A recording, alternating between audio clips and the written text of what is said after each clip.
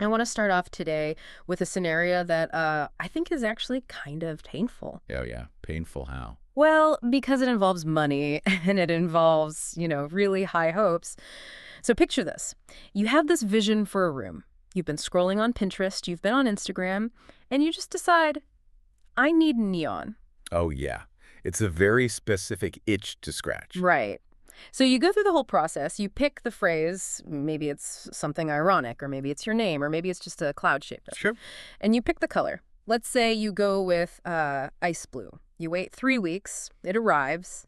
You unbox it. You plug it in on the living room floor, and it looks amazing. It always does on the floor. Exactly. It's buzzing. Well, not literally buzzing because it's LED, but it has that visual buzzing. Yeah, I've got that electric potential. Exactly. Yeah. And then you finally hang it up. You step back. Mhm. And suddenly, it just feels, it feels like a dorm room. It just flops. It feels completely underwhelming. And you're standing there thinking, wait, I bought the premium sign. Why does my apartment look like a garage sale right now? That is honestly the universal tragedy of amateur interior design. And I'll tell you right now, the problem usually isn't the sign itself. It's not. No, it's not the font, and it's honestly not even the price you paid. It is the geography. The geography, you mean like where I live? No, I mean the geography of your wall. Yeah. We tend to treat neon like it's a poster. Okay. You stick a poster where there's a blank spot, put a pin in it, and you're basically done. But neon isn't a poster. It's a light source. Right. It glows. It is an active participant in the room's physics. When you place a neon sign, you are manipulating attention and you're manipulating shadows. Huh? If you get the coordinates wrong, you just drain all the power out of the piece. So the where matters just as much as the what. I'd actually argue the where is doing about 80% of the heavy lifting. A mediocre sign in the perfect spot can look like a high art installation. And a masterpiece in the wrong spot. Just looks like clutter. Okay, let's really unpack this because I think a lot of us are guilty of the, find a hole, fill a hole strategy of decorating. Oh, absolutely. But today we are going deep into the psychology and the literal geometry of interior design. We're doing a deep dive into the science of the glow, basically strategic neon placement. And we have some really fantastic source material today to help us with this. We do. We're pulling pretty heavily from a guide called The Art of Strategic Neon Placement, which covers both residential and commercial strategies. Right. But we're also layering in some manufacturing insights from modern studios like Start Neon, specifically about how the build quality dictates where you can actually put these things. And what I really appreciate about this deep dive is that it's not just some designer saying, trust your gut. There is actual math here. Yes, actual numbers. Ratios and rules. So let's start with the psychology. The sources talk about this concept of the focal point. Now, I know what a focal point is. It's where you look when you enter a room. But why is neon different than, say, a really big painting? It comes down to visual hierarchy. In any room, your eye is biologically programmed to go to the brightest point first. Like a moth. Exactly like a moth. It's a survival instinct, really. Light means information. So neon is essentially a diva. It demands to be the star of the show. So you can't treat it like a background singer. Never. Yeah. If you have a room filled with stuff, say you have patterned wallpaper, 5 different framed photos, a bookshelf, a huge plant, and you just slap a neon sign in the middle of all that, you are creating visual chaos. That sounds overwhelming. It is. The source calls this the space to breathe rule. Space to breathe. That sounds very zen, but practically speaking, what does that actually mean? How much space are we talking about? Think of it like a museum. You never see the Mona Lisa surrounded by sticky notes. No, definitely not. You need negative space. The source emphasizes that neon needs a clean canvas. If there is visual noise immediately touching the perimeter of the glow, the entire impact is diluted. Because the light just sort of mixes with everything else. Yes, the light bleeds into the clutter. And instead of getting a bold statement, you just get noise. I feel like the maximalists listening right now are screaming. They love clutter. Can't neon work in a maximalist room? It can, but the rules are actually even stricter there. Really? How so?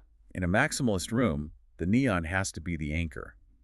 It has to be significantly brighter and larger than everything else around it to reassert that hierarchy. Oh, I see. It has to win the fight. Exactly. Yeah. But for most of us, the guide suggests a clean painted wall where the sign is centered. That negative space is what allows the halo of the light to actually exist and be seen. Right, because the glow is actually part of the art itself. If the glow hits a messy bookshelf, it just looks like you left a desk lamp on. Precisely. And the source material makes a really interesting distinction here that I love. It points out the difference between decoration and a statement element. Okay, what's the difference? A throw pillow is decoration. It blends in, it supports the room. A high-quality LED neon piece, specifically the kind with the clear acrylic backboards mentioned in the Thart Neon specs, is a statement. It doesn't blend. No, it anchors the room. Yeah. It basically tells you what the room is about. So if you shove a statement piece into a dark corner, you're basically murmuring your statement. Or you're apologizing for it. Okay, so we need space. We need a clean wall. But let's get into the specific rooms in a house. Because I feel like the stakes change completely depending on whether I'm trying to fall asleep or trying to impress guests. Oh, completely. Let's start with the bedroom. The bedroom is the minefield. It is the most personal space you have, but it's also the space where lighting can actively work against you. Because of the biology of sleep. Exactly. You want the vibe. Everyone wants that really cool, moody, euphoria-style bedroom, but you definitely don't want insomnia. The guide is very specific here. Placement in the bedroom is all about the line of sight. Okay, walk me through this. Because my instinct, if I'm being honest, says to put it on the wall opposite the bed so I can look at it while I'm lying down. That is the #1 mistake people make. Really, the absolute worst spot. Think about it from a biological perspective. You're lying in the dark, your pupils are dilated to adjust to the darkness, and you have a direct beam of colored light firing straight into your retinas. Oh, yeah, that sounds harsh. It's aggressive. It's like trying to sleep with a car headlight pointing at your face. Yeah. It creates after images. You close your eyes, and you still see the word chill burned into your eyelids. Which is deeply ironic. Very. So the strategy here is what they call the soft halo effect. You place the sign above the bed, right on the headboard wall. Okay, so I can't actually see it when I'm lying down in bed. You don't see the source, you see the effect. Ah, I get it. You see the light washing over the ceiling, reflecting off the other walls. It fills the room with color, which gives you that mood you want, without any of the glare. It becomes ambient lighting rather than direct lighting. That makes a lot of sense. It's kind of like indirect lighting in a movie theater. You don't stare at the bulb. Exactly. And the source mentions a technical detail here that I think is super easy to gloss over, but it matters a lot for the bedroom specifically. What's that? The construction of the backing. The acrylic part. Yes. In a bedroom, because the sign is usually centered over the bed, which is the focal point of the entire room, you're naturally going to get close to it. You see the detail. Right, you're sleeping right under it. The source references modern collections using cut-to-shape acrylic backings versus those big, clunky square boxes from older designs. Oh, yeah, I've seen the big squares. It literally looks like a fish tank hanging on the wall. It looks very industrial. For a residential bedroom, you really want that floating look. The cut-to-shape backing, which perfectly outlines the letters, essentially disappears against the wall. So it looks magical. Exactly. It makes the light feel like it's just hovering there in midair. If you have a big, square plastic box, it catches glares from the window, it collects a ton of dust on the top edge, and it totally ruins that soft halo effect we just talked about. It basically breaks the illusion. Completely breaks it. Yeah, okay, so let's move out of the bedroom and into the living room. This is the social hub of the house. The rules here have to be different because we aren't sleeping. We're watching TV, we're drinking wine, we're hosting. The living room is all about proportions. The go-to spot, according to every single source we looked at, is above the sofa. It's the classic anchor spot in a living room. Okay, but I've seen this look terrible in person. I've seen these tiny little neon signs floating miles above these massive sectionals. That is the postage stamp effect. Yeah. And this is exactly where the math comes in. The source provides a very specific ratio for this exact problem. Let's hear the math. The sign needs to be roughly 60 to 75% of the width of the furniture it sits above. Whoa, 60 to 75%. That's huge. If I have a standard 8-foot couch, that's like a 6-foot sign. It's substantial, yes. But think about visual weight. A sofa is a heavy, solid, anchoring object. If you put a delicate 20-inch neon sign above it, the sofa visually crushes it. The sign just looks like an afterthought. It looks cheap, exactly. And what if you go too big, like larger than the couch? If it's wider than the sofa, it feels extremely top-heavy. It subconsciously feels like the sign is going to fall on you. It triggers this subtle anxiety in the room.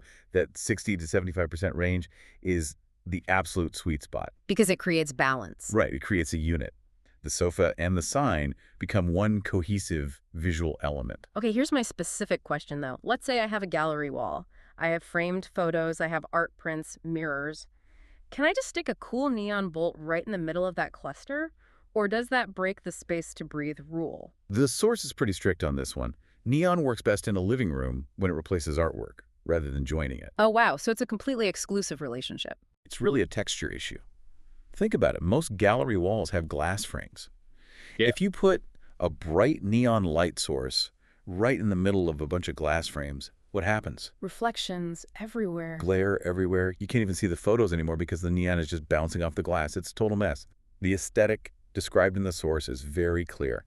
Minimal wall plus strong glow equals premium. Minimal wall plus strong glow. I really like that. It's almost a formula for luxury. It completely elevates the space. Yeah. It basically says, I don't need 50 pictures to make this room interesting. I have this incredible light. Now let's shift gears completely because a huge chunk of the neon market isn't for homes at all. It's for businesses. You know, cafes, salons, retail boutiques.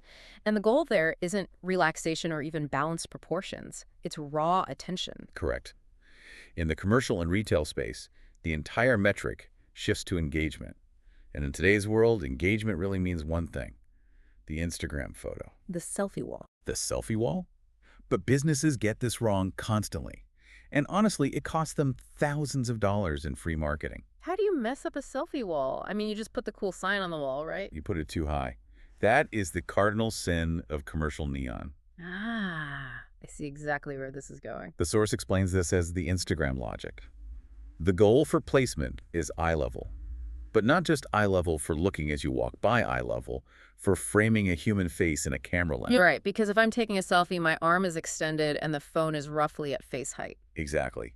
If the sign is 7 feet up the wall, which, by the way, is exactly where electricians love to install things because it's safely out of the way, the sign won't even be in the photo. Or the customer has to literally tilt their phone up to try and get the sign in the shot. And now they're taking a photo of their own chin from below. The absolute most unflattering angle in human history. Nobody wants that. Nobody posts that photo. Ever. And if they don't post the photo to their feed, your brand doesn't get the tag. You basically just bought an extremely expensive lamp that generates zero return on investment. There's also a technical aspect to photography here that I wanted to ask you about. Cameras are super sensitive to light.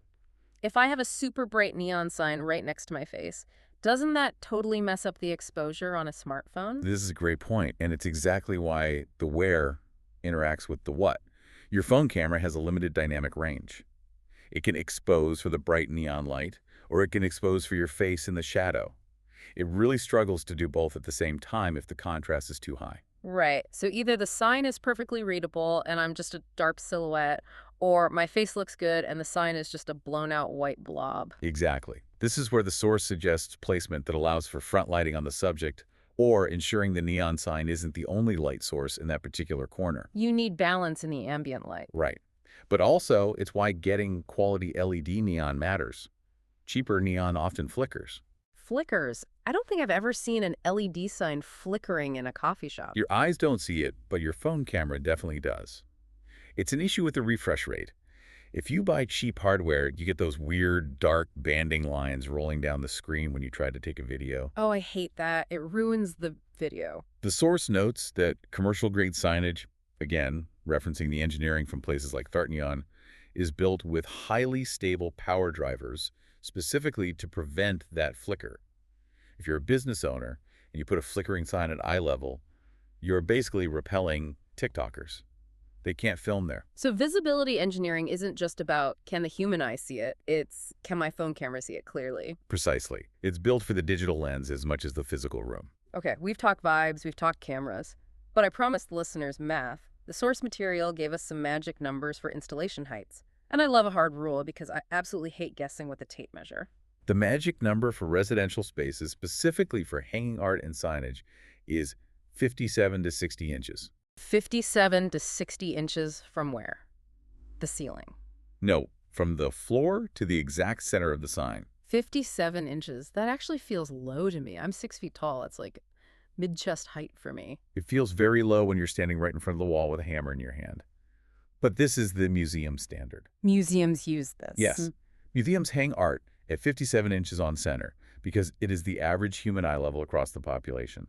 But more importantly, in a home environment, You're usually sitting down. Oh, that's true. I'm on the couch or I'm at the dinner table. I'm rarely just standing around in the middle of my living room. Exactly. If you hang art for a standing person, say you put it at 65 or 70 inches when you finally sit down, everyone feels like they're in a hole looking up at the walls. It feels completely disconnected from the furniture. It does. It creates a subtle psychological distance between the people in the room and the artwork itself. It feels like the art is just floating away toward the ceiling. Exactly. It needs to feel grounded. Hanging it at 57 to 60 inches anchors the sign to the furniture and brings it down to the human scale. Does that specific number change if we're talking about a bar or a really busy shop? Yes, that is the business caveat. If you have a crowded bar and you mount a sign at 60 inches, it's going to be completely blocked by people's backs. You're just illuminating everyone's shoulder blades. Right. So in high-traffic commercial zones, you do lift it just enough to clear the average shoulder height, maybe 65 or 70 inches, but never so high that it touches the ceiling. It still needs to relate to the human space. Got it. Now, there is one last debate we really need to settle from the sources, and this one actually involves physics. It's the debate between placing a sign on flat walls versus putting them in corners. The corner trap. I see this all the time. People have a dead corner in their room and they think, perfect, I'll just brighten it up with some neon. I mean, it seems perfectly logical. It's a dark corner, make it light, problem solved. But the physics of light completely disagree with that logic. Why is that? Think about how sound works. If you put a heavy bass speaker directly in a corner, what happens? It gets incredibly boomy and muddy, right? Yeah, the bass just bounces off the walls and gets weird and distorted. Light acts in a surprisingly similar way. When you shove a light source into a corner, the light rays hit the adjacent walls almost immediately. You get these really intense hot spots of reflection right next to the physical sign, and then the light falls off super quickly. So it looks cramped. It looks very cramped. The light literally feels trapped in that corner. So you completely lose that nice soft wash we talked about earlier. You don't get the wash at all. On a flat wall, the light can travel outward in a full 180-degree radius. It spreads evenly across the surface. The gradient from bright to dark is completely smooth. Which feels intentional and high-end. Right. In a corner, the geometry actually forces the light back in on itself. It severely restricts the visibility range, meaning you can only even read the sign from very specific angles in the room, and it creates incredibly harsh, weird shadows. So dead space should just stay dead. Or just put a tall plant there, but definitely don't put a light source there unless you specifically want that cramped interrogation room vibe. Okay, that is a very clear verdict. Flat walls win every single time. Every time. No contest. This has been surprisingly technical. I think a lot of us just assume, hey, it's a light, you turn it on, and it works. But listening to all this math and psychology, I'm realizing exactly why my past attempts at hanging neon have felt a bit off. It's always in the details. We think we're just buying an object, but we're actually designing an entire environment. So let's do a really quick recap for the listener who is currently holding a neon sign in one hand and a power drill in the other, wondering what on earth to do next. Okay, checklist time. Number 1 is visual hierarchy. Give the sign space to breathe. No clutter touching the glow. Number 2, match the room's function. Right. If it's a bedroom, place it above the bed for that soft halo, making sure there's absolutely no direct glare. If it's a living room, aim for 60 to 75% of the sofa's width to create balance. And if it's retail, keep it at eye level for the perfect selfie. And finally, the math. Stick to the magic numbers. 57 to 60 inches from the floor measured on center. And keep it out of the corners. Stick to the flat walls. You know, reading through these sources and especially seeing how much real thought companies like Thart Neon put into the acrylic backing and the flitter-free cabling, it makes you realize something. What's that? The manufacturer does their job perfectly. They build the brightness, they dial in the color, they cut the shape. But the final step of the actual design process is completely on us. That's the perfect way to put it. The manufacturer engineers the object, but the user engineers the atmosphere. And here is where it gets really interesting for me. We've talked a lot today about rules, the math, the psychology of the eye, but I want to leave the listener with a final thought that wasn't explicitly written in the text, but it kind of hovers over this entire conversation. I love these. Let's hear it. We generally tend to think about placing a light. We walk into a room and say, I want light right here. But when you place a neon sign, especially a really bright, powerful one, you aren't just decorating a blank wall. You are dictating the shadows of the entire room. That is profound, and you're exactly right. Because wherever that bright light is, the shadows naturally fall opposite to it. You are literally sculpting the volume of the room with light and dark. So when you're holding that sign up, ready to drill, ask yourself a few questions. Am I accidentally creating a shadow over the chair where I need to read? Am I creating a shadow over my own face in the mirror? Or, more importantly, am I putting bright light in a corner where I actually need calm and quiet? You're not just hanging a sign, you're defining the darkness too. Exactly. The impact isn't just about the sign itself, it's about where the light lives and where it doesn't. Thanks for joining us for this deep dive. Good luck, and go measure your walls. We'll see you next time.